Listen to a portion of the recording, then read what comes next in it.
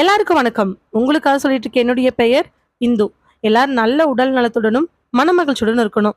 வாங்க நாம இன்னைக்கு சிந்தனை பெட்டகத்துல கரைப்படிந்த வெள்ளை கதையினுடைய 2வது பாகத்தை பார்க்கலாம். கார் ஒன்று பைபாஸ் ஏற இடத்துல வந்து நிக்குது. அந்த பைபாஸ்க்கு கீழே போகக்கூடிய சப் ரோட்ல ஒரு முள் வெளியாறு இடத்துல இருந்து வேக வேகமா ஒரு பெட்டியோட ஒடியாடுறான் சுந்தர். சுந்தர் வேகமா வந்து அந்த காருக்குள்ள ஏற உள்ள டிரைவர் வண்டி ஓட்ட டிரைவருக்கு பக்கத்துல இருக்கக்கூடிய சீட்ல உட்காந்துருக்கிறான் வேலன். எடு வேலன் போலாம். சொன்ன அடுத்த நிமிஷம் வண்டி கிளம்ப ஆரம்பிக்குது.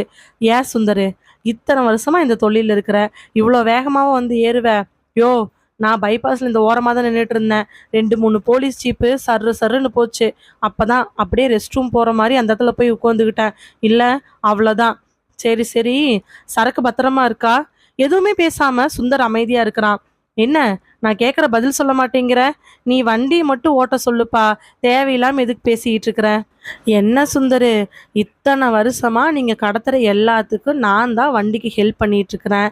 அது என்ன, டிரைவர் போட்டா மட்டும் போதும், இருந்தாலும் சரக்கெல்லாம் பத்திரமா கொண்டு போய் அந்தந்த இடத்துக்கு ஏத்தி விடுற வரைக்கும் நான் வேணும். அதுக்கப்புறம் என்னை கண்டுக்க மாட்டேங்கிறீங்க, அதுக்கு முன்னாடி என்ன விஷயம்னு சொல்லவும் மாட்டேங்கிறீங்க. சரி, நானும் எத்தனையோ வாட்டி கேட்டிருக்கிறேன், சொன்னது கிடையாது. இப்போ நான் கேட்குறேன், சொல்லு. சரக்கு இப்போ எங்கே போகுது? எது வழியா போகுது? ஏன்னா ஏர்போர்ட்ல கெடுபடின்னு சொல்லிட்டு கேள்விப்பட்டேன். அதனால தான். வேளா, டிரைவர்கிட்ட மட்டும் இன்சார்ஜ் கொடுக்கக்கூடாதுங்கிறக்காக தான் உன்னை போடுறாங்க. நீ பத்திரமா அந்த அந்த இடத்துல கொண்டு போய் விட்டுருவேன். ஏதாவது பிரச்சனை வந்தாலும் உன் மூலமாக சமாளிச்சுக்கலாங்கிற ஒரே காரணத்துக்காக மட்டும்தான் நான் உன்னை கூட்டிகிட்டு போகுது. நீ இப்போ வந்து இந்த கேள்வியெல்லாம் கேட்டுட்டு இருக்காத. சரி சுந்தரு, இந்த வாட்டி நான் ஒரே ஒரு கேள்வி கேட்குறேன், அதுக்கு மட்டும் பதில் சொல்லு. சுந்தர் மறுபடியும் எதுவுமே பேசாம வெளியில வேடிக்கை பார்த்துட்டு இருக்க. முன்னாடி இருக்கக்கூடிய கண்ணாடியில பார்த்த வேலன் விடாம, ஏப்பா, ஏர்போர்ட் கிடையாது, ஏன்னா ரூட் இது இல்லை. என்னைய ஹார்பருக்கு போக சொன்னாங்க. ஹார்பர் தானே போகணும். உனக்கு ஹார்பருக்கு போறதுக்கு யார் சொன்னாங்க? எனக்கு மேலிடத்துல இருந்து வந்துச்சு. அதோட விஷயம் முடிஞ்சு போச்சு. நீ எவ்வளோ தூரம் கேட்டாலும் எங்கிட்ட இருந்து விஷயத்த கறக்க முடியாது. நீ எங்கிட்ட பேசாம வண்டி ஓட்டுப்பா. சுந்தர் இப்படி சொன்ன உடனே வேலனுக்கு கோவம் வருது.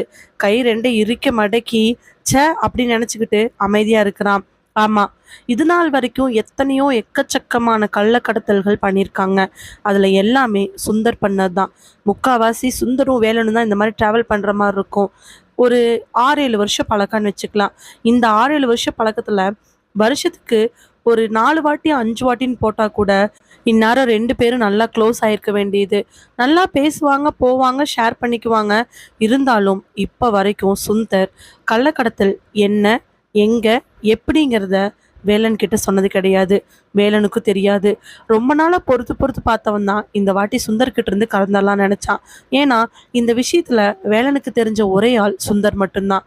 சுந்தர்கிட்டையும் எதுவும் பலிக்கல. ஹார்பருக்கு பக்கமா போய் நின்ன காரு, என்ன பண்ற சுந்தர், போதுன இங்கே இறக்கி விடு, நான் பாத்துக்கிறேன். எப்பா, ஹார்பருக்குள்ள போக பாருப்பா, என்னப்பா பண்ணுவ? அதெல்லாம் நான் பாத்துக்கிறேன், எல்லாமே செட்டப் இருக்கு, நான் எல்லாமே செஞ்சுக்குவேன், நீங்க கம்முன்னு கிளம்புனா போதும். சொன்ன வார்த்தை சுள்ளுன்னு இருந்தாலும் வேற வழி இல்லாம வேலன் கிளம்பிடுறான்.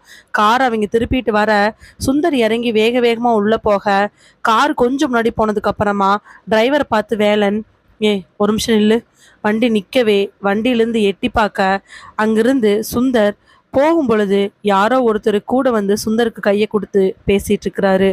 ஓஹோ, உள்ளுக்குள்ளேயே ஆள் இருப்பாங்க போல. உள்ள இருக்கக்கூடிய ஆள்கிட்ட பேசிட்டு தான் இந்த வேலையெல்லாம் நடக்குது. எந்த புத்துல எந்த பாம்பு இருக்குன்னு தெரில. நமக்கு எதுக்கு வம்பு? நம்ம வேலை முடிச்சாச்சு, பல்கா அமௌண்ட் அக்கௌண்ட்டுக்கு செட்டில் ஆயிரும், நாம போக வேண்டியதுதான் சொல்லிட்டு டிரைவரை பார்க்க டிரைவர் வண்டி எடுக்க அங்கிருந்து கிளம்புறாங்க.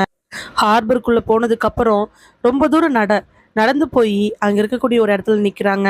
நின்ன உடனே அவருக்கு இன்னொரு ஆஃபீஸர் வந்து நிக்கிறாரு. பக்கத்துல வந்து சுந்தர் கிட்ட இங்கிலீஷ்ல பேச ஆரம்பிக்கிறாரு. உள்ள எல்லாம் கரெக்டா இருக்குதா? ஆ, இருக்கு சார், எல்லாமே இருக்கு. நாங்க ரொம்ப ரிஸ்க் எடுக்கிறோம், நீங்க பார்த்து பண்ணணும். சரி சார்.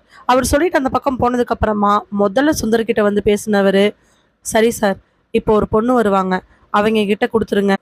சரி சார், கொடுத்துட்றேன் சொல்லிட்டு முதல்ல வந்தவர் போகவே கொஞ்ச நேரம் கழிமிச்சு, ஏன் கிட்டத்தட்ட 20 நிமிஷம் கூட சொல்லலாம், கழிமிச்சு ஒரு பொண்ணு வராங்க. பக்கத்துல வர பேண்ட் சட்டை போட்டுக்கிட்டு குதிரவாள் போட்டுக்கிட்டு கையில வலது பக்கமா வாட்ச் கட்டிக்கிட்டு அந்த பொண்ணு வந்து நிக்கிறாங்க. Hello, I am Suja. கையை நீட்டவே கை கொடுக்குறாரு சுந்தர். என்னோட பேரு சுந்தர். நான் வந்து அதெல்லாம் எனக்கு தேவையில்லை. என்ன பண்ணணும்? இந்த பெட்டியை நாங்கள் சேர்க்கணும். எங்கே சேர்க்கணும், என்ன சேர்க்கணுங்கிற டீட்டெயில் அது முதல்ல வந்தார் இல்லையா, அவர்கிட்ட டீட்டெயிலாக சொல்லியாச்சு. சரி, அந்த இடத்துல சேர்ந்துரும். பேசின மாதிரி கமிஷன் எல்லாமே பக்காவாக கொடுத்துட்றோம் மேடம். நீங்கள் இந்த பெட்டியை சேர்த்திட்டு ஒரு ஃபோட்டோ மட்டும் எடுத்து எங்களுக்கு அனுப்புனீங்கன்னா, நாங்கள் பேசிகிட்டு இருக்கவே கையை நீட்டி நிறுத்துங்கன்னு சொன்னவ, இந்த டீட்டெயில் எல்லாமே எனக்கு முன்னாடி வந்து ஆஃபீஸர்கிட்ட சொல்லிட்டீங்கல்ல. ஆ சொல்லிட்டேன் மேடம். அப்போது அவர் ப்ராப்பராக பண்ணிக்குவார். நான் இதில் ஜஸ்ட் இன்டர்மீடியேட் மட்டும்தான். ஜென்ரலாக மாட்டிக்கக்கூடாது அப்படிங்கிற ஒரு காரணத்துக்காக தான் நான் உங்களுக்கு ஹெல்ப் பண்ணுறேன். இல்லைன்னா சொல்லிவிட்டு அடுத்து எதுவுமே பேசாமல் அவள் பாட்டுக்கு அந்த பெட்டியை வாங்கிட்டு போகிறா. டக்குன்னு திரும்பி பார்த்தவ, கொஞ்ச நேரம் வெயிட் பண்ணுங்க, கடைசியாக நாங்கள் கிளம்பும் பொழுது பெட்டி செக் பண்ணிவிட்டு கன்ஃபார்ம் பண்ணிக்கலாம். ஏன்னா கிளம்பும்போது உங்களுக்கு சந்தேகம் வரக்கூடாதுல்ல, அதனால தான். ஆ சரி மேடம், வெயிட் பண்ணுறேன். நீங்கள் கிளம்புற வரைக்கும் நான் இங்கே இருக்கேன். அதுவும் சரிதான் மேடம். கிளம்பும் பொழுது பெட்டிக்குள்ளே என்ன இருக்குன்னு நீங்களும் பார்த்துக்கிறது கரெக்டு, நானும் பார்த்துக்கிறது கரெக்டு தான். சொல்லிட்டு அவள் பாட்டுக்கு பெட்டி தூக்கிட்டு அங்கே போயிடுறா. கலெக்டர் அந்த மைக்குக்கு முன்னாடி உட்காந்துருக்க ஆப்போசிட்டில் அந்த டிஸ்ட்ரிக்டில் இருக்கக்கூடிய முக்கியமான ஐபிஎஸ் ஆஃபீஸர்ஸ் எல்லாரும் உட்காந்துருக்காங்க. கலெக்டர் பேச ஆரம்பிக்கிறாங்க. Good afternoon to all. அவங்களுடைய வார்த்தைகளில் கோபம் இருக்குது. Good afternoon sir. நான் எதுக்காக உங்களெல்லாம் இங்கே கூப்பிட்ருக்கேன்னு தெரியுமா? கலெக்டர் ரவீந்தர் இந்த வார்த்தையை கேட்ட உடனே அந்த ஹையர் அஃபிஷியல்ஸ் எல்லாரும் தலையை ஆமா நாட்டுறாங்க. எஸ், அப்போ எல்லாருமே தெரிஞ்சா வந்திருக்கீங்க.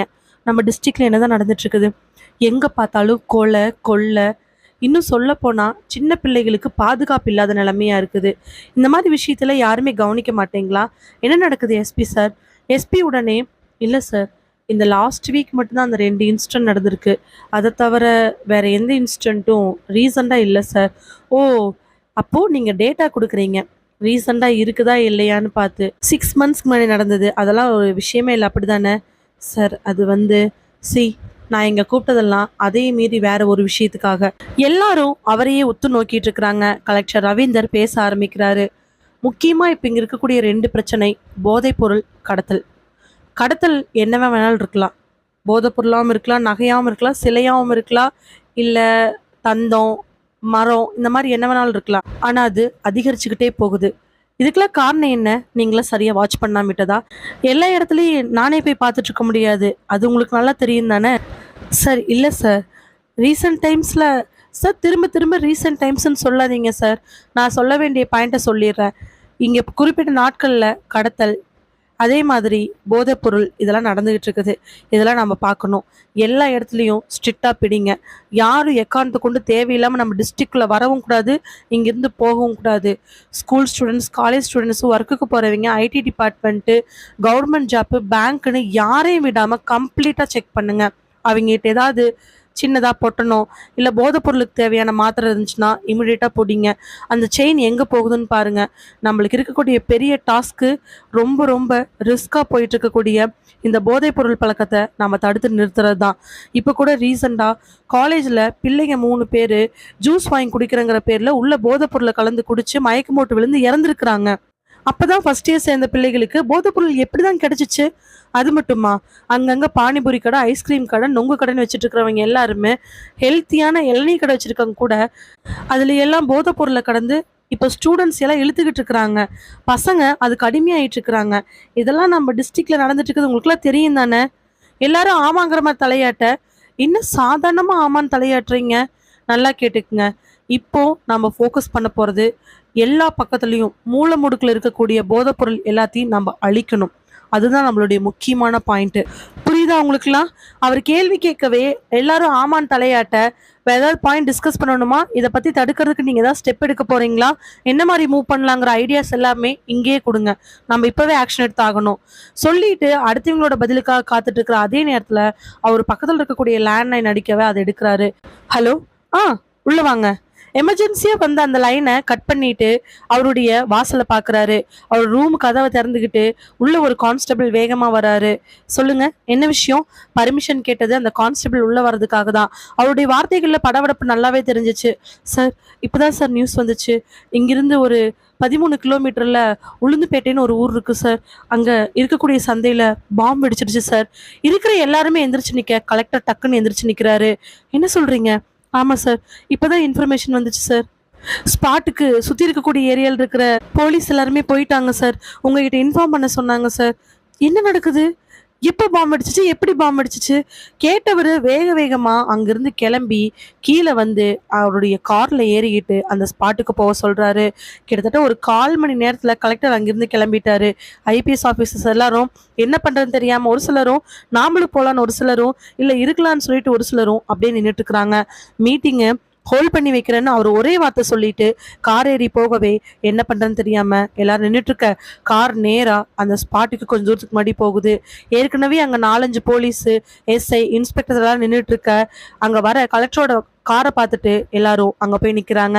வெளியில வந்து கலெக்டரை பார்த்து சல்யூட் அடிக்க அவர் எதையுமே கண்டுக்காம வேகமா அந்த ஸ்பாட்டுக்கு போறாரு. திரும்பி பார்த்து வாட் ஹேப்பன், ஒரே ஒரு ஐபிஎஸ் ஆஃபீஸர் முன்னாடி வந்து, சார் இன்சிடென்ட் நடந்து கிட்டத்தட்ட 1.5 ஹவர்ஸ் ஆயிடுச்சு சார். வாட், 1.5 ஹவர்ஸா? எனக்கு இன்ஃபர்மேஷன் 1/2 ஹவருக்கு முன்னாடி தானே கிடச்சிச்சு. சாரி சார், டிலே ஆயிடுச்சு. நாங்கள் அதுக்குள்ளே இங்கே இருக்கக்கூடிய எல்லாத்தையுமே க்ளீன் பண்ணிட்டு இருந்தோம் சார். அண்ட் ஒரு டீம் வச்சு சிசிடிவி ஃபுட்டேஜ் வச்சு கிளியராக செக் பண்ணிட்டு இருக்கிறோம் சார். யார் செக் பண்ணது? யார் வந்தா? என்ன வந்தாங்க? உடனே அவருக்கு திரும்பி பார்க்க அங்கிருந்து இன்னொரு ஆஃபீஸர் வந்து சல்யூட் அடிக்க, சார் ஃபுட்டேஜ் வச்சு பார்க்கும் பொழுது பாம்பு வெடிக்கிறதுக்கு மெயினான காரணம் மனித வெடி உண்டு சார். ஒரு பொண்ணு நார்மலாக சந்தைக்கு வர மாதிரி கையில் ஒரு பர்ஸு, கட்டப்பையி, சாரி கட்டிட்டு ஒரு ஃபேமிலி உமன் மாதிரி சந்தைக்குள்ளே என்ட்ராயிருக்காங்க சார். இங்கே இருக்கக்கூடிய 3 சிசிடிவி செக் பண்ணி பார்க்கும் பொழுது அவங்க அந்த வழியாக நடந்து போய் அங்கே இருக்கக்கூடிய ஒரு மீன் மார்க்கெட்டுக்கும் நம்ம காய்கறி மார்க்கெட்டுக்கும் பழ மார்க்கெட்டுக்கு நடுவில் இருக்கக்கூடிய இடத்துல நின்றுருக்காங்க சார். திடீர்னு டக்குன்னு கீழே குமிஞ்சு என்னத்தையும் எடுத்திருக்காங்க சார். மறுபடியும் காதில் வச்சதை பார்த்தா அது ஒரு ப்ளூடூத் ஹெட்செட்டாக இருந்திருக்கு. அவங்க பேசுறதை வச்சு பார்க்கும் பொழுது யாரோ ஒருத்தர் இன்ஸ்ட்ரக்ஷன் கொடுக்க அவங்க அதை ஃபாலோ பண்ணியிருக்காங்க சார். கடைசியாக கண்ணை இரிக்க மூட அந்த இடத்துல பாம்பு பிளாஸ்ட் ஆயிருக்கு சார். ஸோ அந்த பொண்ணு ஒரு மனித வெடிகுண்டா மாறி அதுக்கப்புறமா பாம்பு வெடிச்சிருக்கு சார். ரொம்ப சர்வசாதாரணமாக நடக்குது. இப்படிலாம் நடந்து நம்ம என்னதான் பண்ண முடியும் சார்? இமிடியேட்டாக ஆக்ஷன் எடுங்க. கரெக்டாக சொல்ல ஆரம்பிக்கவே போலீஸ் எல்லாரும் அட்டென்ஷன் நின்று கேட்க ஆரம்பிக்கிறாங்க. எனக்கு இன்னும் 1 ஹவரில் அது யார் என்னங்கிற டீட்டெயில் வரணும். அந்த செயினில் யார் இருக்கிறாங்கிற டீட்டெயில் தெரியணும். ஏன்னா அப்பதான் நமக்கு இதுக்கு மேல தவறுகள் நடக்காம இருக்க முடியும். அதே மாதிரி முக்கியமான கூட்டமான ஏரியாக்கள், கோயில், சர்ச்சு, மசூதி, அந்த மாதிரி ஒரு ஏரியா, ரயில்வே ஸ்டேஷனு, ஹார்பரு, அப்புறம் வந்து நம்மளுடைய ஏர்போர்ட்டு, ஸ்கூல்ஸு, காலேஜஸ்னு எல்லா இடத்துலையுமே அலர்ட் பண்ணுங்க. எங்கேயுமே சந்தேகமான ஆட்கள் போகக்கூடாது. எங்கேயாவது இருக்கான்னு சொல்லி செக் பண்ண ஆரம்பிங்க. இனிமேல் ஒத்த உயிர் போகக்கூடாது.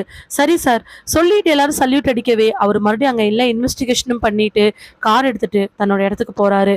சுஜா, அவரு கூட 2 ஆஃபீஸர்ஸ் எல்லாரும் அந்த ரூம்லேருந்து வெளியில வர கையை கட்டி வெயில்ல நின்றுட்டு இருக்கக்கூடிய சுந்தர் டக்குன்னு எந்திரிச்சு நிற்கிறாரு. பக்கத்தில் வந்தவங்க, சாரி கொஞ்சம் டிலே ஆயிடுச்சு, நாங்கள் இப்போ கிளம்ப போகிறோம், பொருள் எல்லாமே கரெக்டாக இருக்கான்னு செக் பண்ணிக்கணும் அப்படிங்கறக்காக தான் கடைசி வரைக்கும் உங்களை வெயிட் பண்ண சொன்னோம். ஏன்னா நாங்கள் கிளம்புறதுக்கும் நீங்கள் வந்து எங்ககிட்ட கொடுத்ததுக்கும் டைம் டிஃப்ரென்ஸ் இருக்குது. அந்த இன்பிட்வீன் கேப்பில் ஏதாவது லாஸ் ஆகிடுச்சு அப்படின்னா அதுக்கு நாங்கள் பொறுப்புன்னு நீங்கள் சொல்லிடக்கூடாது. அதனால நீங்கள் கொடுத்த பெட்டியில் எல்லாமே கரெக்டாக இருக்கான்னு செக் பண்ணுங்கள். அதுக்கப்புறமா நாங்கள் கிளம்பிக்கிறோம். சொன்னதுக்கப்புறமா அந்த பெட்டியை வாங்குறாரு சுந்தர். பெட்டியை வாங்கி பெட்டிக்கு பாஸ்வேர்டு போட்டு வச்சிருக்கவே அதை மறைச்சு எடுக்கிறாரு. ஏன்னா இங்கே கொடுக்குறவங்களுக்கு சொல்கிற பாஸ்வேர்டு அங்கே ஓப்பன் பண்ணுறவங்களுக்கு மட்டும்தான் தெரியணும், வேறு யாருக்கும் தெரியக்கூடாதுங்கிறது ஹைலி கான்ஃபிடென்ஷியல். அதனால அந்த பாஸ்வேர்டை மறைச்சு போடவே போட்டதுக்கப்புறம் அந்த பெட்டியை திறக்கிறாரு.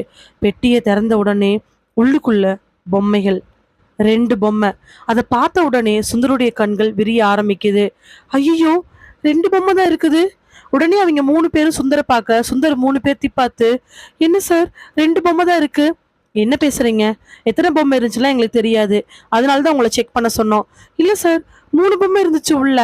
நல்லா யோசிச்சு பாருங்க, எங்ககிட்ட கொடுக்கும் பொழுது 3 பொம்மையோட தான் கொடுத்தீங்களா? அவர் நல்லா யோசிச்சு பார்த்துட்டு அங்கிருந்து கிளம்பும் பொழுதே 2 பொம்மையோட தான் கொடுத்தாங்களா இல்லை 3 பொம்மை இருந்துச்சான்னு யோசிக்க ஆரம்பிக்கிறாரு. சார் பெட்டியோட பாஸ்வேர்டு உங்களுக்கு மட்டும் தான் தெரியும், எங்களுக்கு தெரியவே தெரியாது. அப்படி இருக்கும் பொழுது, இல்லை மேடம் இந்த பெட்டி உங்க யாருனாலையும் ஓப்பன் பண்ண முடியாது, எங்கனாலையும் அங்கே இருக்கிறவங்களால தான் ஓப்பன் பண்ண முடியும். அந்தளவுக்கு ரொம்ப ஸ்ட்ராங்கான சீக்ரெட் கோட் தான் நாங்கள் இதுக்கு போட்டு வச்சிருக்கிறோம். ஆனால் பொம்மை 2 தான் இருக்குது மேம், இன்னொன்று காணா. சொல்லும் பொழுதே சுந்தரோட கொலையெல்லாம் நடுங்க ஆரம்பிக்குது.